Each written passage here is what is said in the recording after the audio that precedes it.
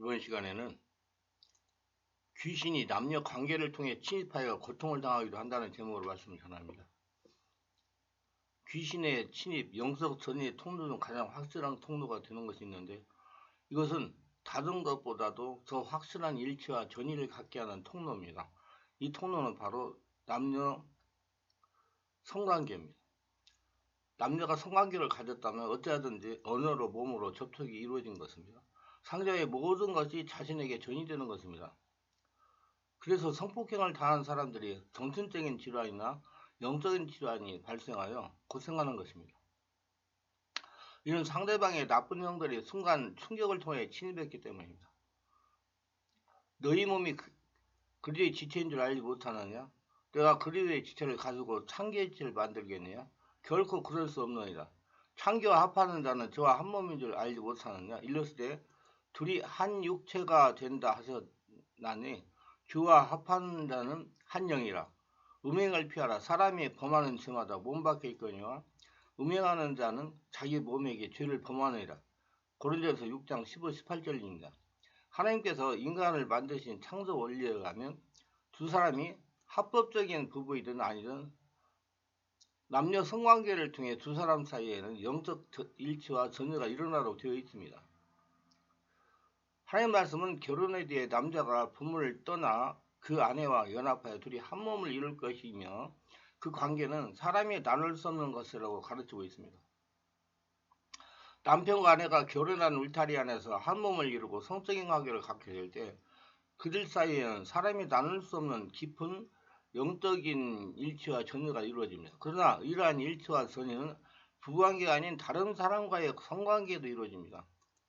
창녀와의 관계든 결혼한 남편이 아내가 아닌 다른 여자와 가는 성관계든 또 아내가 남편이 아닌 다른 남자와 성관계든 이런 현상이 동일하게 나타난다는 것입니다. 그렇기 때문에 그런 경우에 있는 사람은 자신의 아내와도 영적으로 한 몸을 이루며 동시에 다른 여자와도 한 몸을 이루는 것이 됩니다. 또 다른 남자와도 한 몸을 이루는 것이 됩니다. 결과적으로 그런 사람은 심한 영적 결박과 혼돈스러운 일치와 전율가 생기게 됩니다. 이렇게 잘못된 성관계를 갖게 되면 자기의 의지만으로 이런 관계를 쉽게 청산하는 것이 매우 어려운데, 그 이유는 성관계라는 것이 단순 육체 하나됨이 아닌 영적인 결박과 귀신의 침입이 이미 이루어졌기 때문입니다. 상대방의 나쁜 귀신들이 침입하여 집을 지었기 때문에 그렇게 되는 것입니다.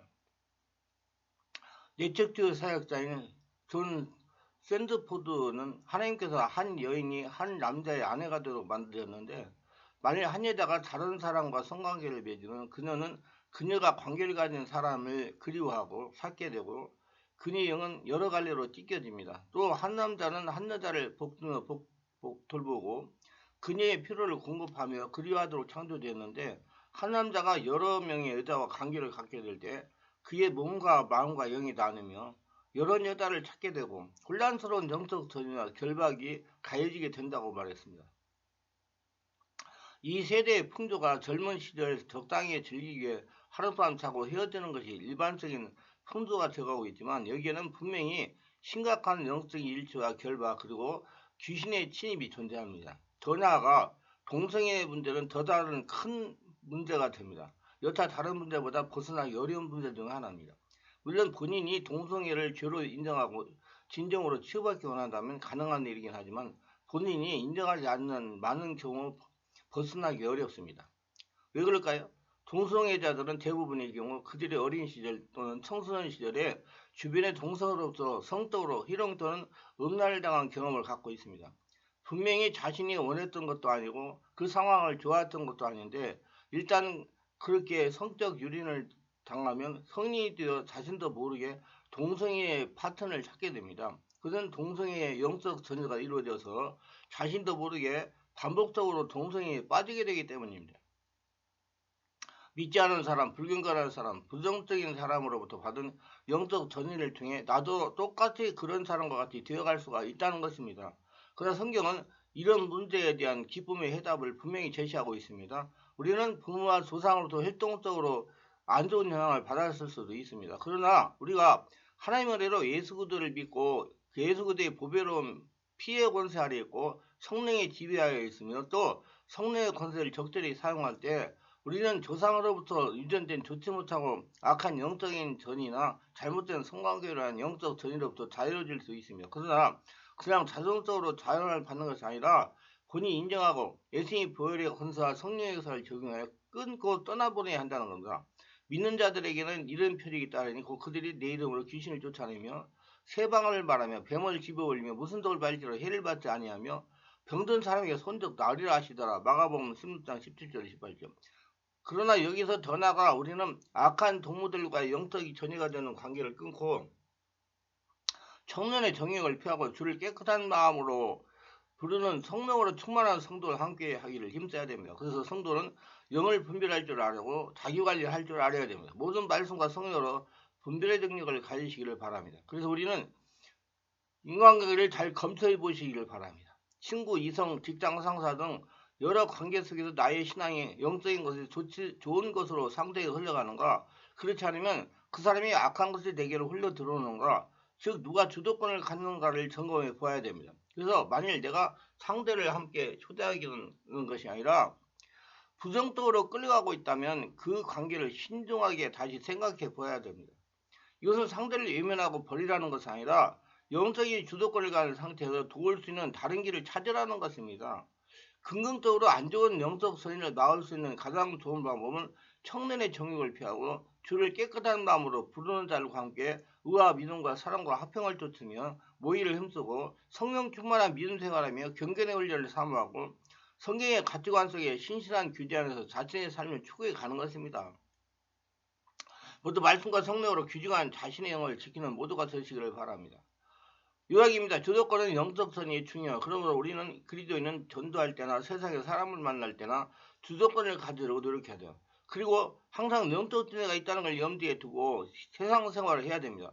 악한 영의 전이는 환영하지 않아도 들어오게 됩니다. 그러므로 항상 성령 충만한 생활과 깊은 영의 온몸기도 성령의 지배 가운데 지내도록 노력하고 영적인 경각심을 가지고 지내시길 바랍니다. 그리고 교회에서도 마찬가지입니다. 교회는 영적인 곳입니다. 성령의 역사가 있지만 악한 귀신의 역사도 있을 수가 있습니다. 분별을 가지고 성도들과의 관계를 맺으시고 자신의 규정하는 걸 지키시기를 바랍니다.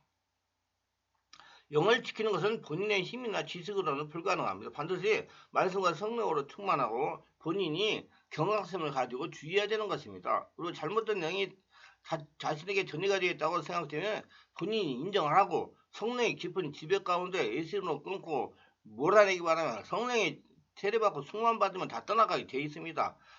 너무 두려워하지 마시고 항상 성령으로 충만한 생활을 하시길 바랍니다. 그래서 저는 주일날 꼭 말씀 전하고 30분 이상씩 기도를 해서 안수를 2번 이상 해가지고 그 안에 있는 세상 것들을 다 쫓아내고 떠나보내고 제거시키고 녹아서 보내고 충만한 상태로 해서 하루 동안 한 주 동안 또 세상을 나갈 수 있도록 그렇게 하는 목회를 하고 있습니다. 나쁜 영의 전이가 예수를 믿는다고 말씀과 이론을 안다고 그냥 떠나가는 것이 아닙니다. 예수님이 있다고 예수 믿었다고 떠나가는 것이 아니에요. 영은 살아있는 실체입니다. 살아있는 실체이기 때문에 반드시 천지만물 초자연적으로 역사하시는 성령으로만이 해결할 수가 있는 것입니다. 모두 말씀과 성령으로 충만하여 귀신의 영들을 몰아내고 자신의 영을 성령으로 충만하게 하고 자신의 영을 지키시길 바랍니다. 제가 몇 년 전에 이런 분을 치유한 적이 있습니다. 시화에서부터 우리 교회에 다니면서 은혜를 받던 여자 성도입니다. 하루는 전화가 왔습니다. 요즘 잠을 자지 못한다는 것입니다. 이유는 꿈속에서 미친 여자가 자기를 자꾸 따라오면서 괴롭힌다는 것입니다. 이런 현상이 자신이 남자친구 부인 묘지에 다녀온 다음부터 이런 일이 생겼다고 합니다. 어쩌면 좋겠느냐는 겁니다. 상황을 물어보니 이분은 이혼을 한 상태라 서로 처제가 비슷하여 재혼하기로 하고 몇 번 성관계를 가졌다는 것입니다. 그래서 제가 성령님께 질문했습니다. 성령님께서 남자친구 부인이 어떤 병으로 죽었는지 물어보라는 것입니다. 그래서 여성들에게 남자친구 부인 무지에 달았다고 미친 여자가 나타난 것 아닙니다. 남자친구에 한번 물어보세요. 부인이 어떻게 죽었는가. 며칠 있다가 전화가 왔습니다. 남자친구 부인이 미쳐서 고통을 당하다가 죽었다는 것입니다.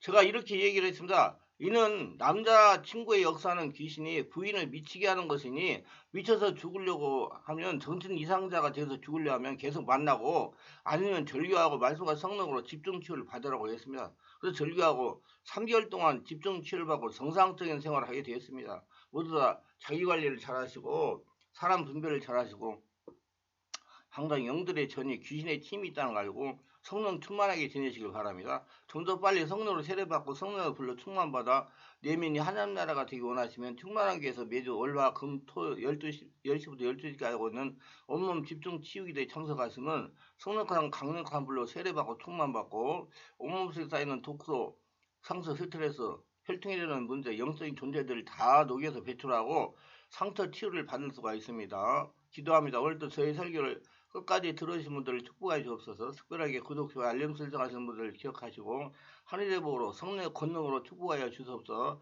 예수님 이름으로 기도합니다. 아멘.